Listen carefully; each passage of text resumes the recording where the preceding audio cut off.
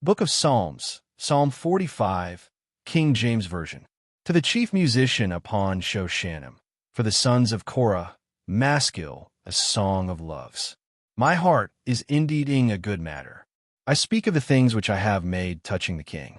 My tongue is the pen of a ready writer. Thou art fairer than the children of men. Grace is poured into thy lips. Therefore God hath blessed thee forever. Gird thy sword upon thy thigh, O most mighty, with thy glory and thy majesty. And in thy majesty ride prosperously, because of truth and meekness and righteousness. And thy right hand shall teach thee terrible things.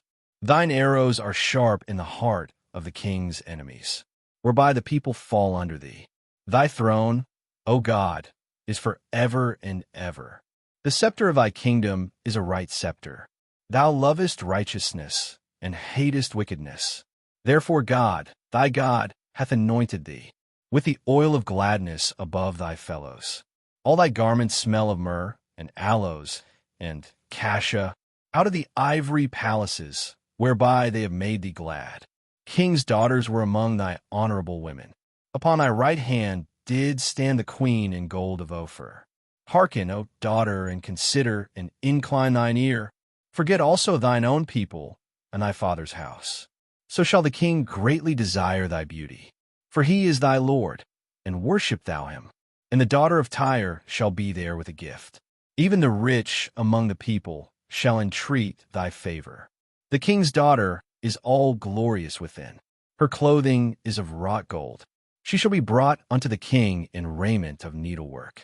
The virgins her companions that follow her shall be brought unto thee.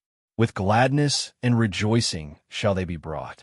They shall enter into the king's palace. Instead of thy fathers shall be thy children, whom thou mayest make princes in all the earth. I will make thy name to be remembered in all generations. Therefore shall the people praise thee forever and ever. Brief commentary. Psalm 45 is a royal wedding song, overflowing with beauty, honor, and joy, but it reaches far beyond an earthly ceremony. While it celebrates a king and his bride, the language rises to divine heights. The king is described not only as mighty and righteous, but addressed directly as God with an eternal throne. This psalm is later quoted in the New Testament as pointing unmistakably to the Messiah. The portrait here is of a ruler whose power is inseparable from righteousness, meekness, and truth. Victory flows not from cruelty, but from moral authority.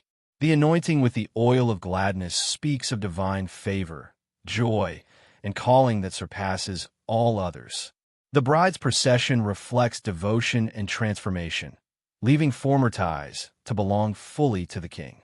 This has long been understood as a picture of God's people drawn into covenant relationship with their Lord.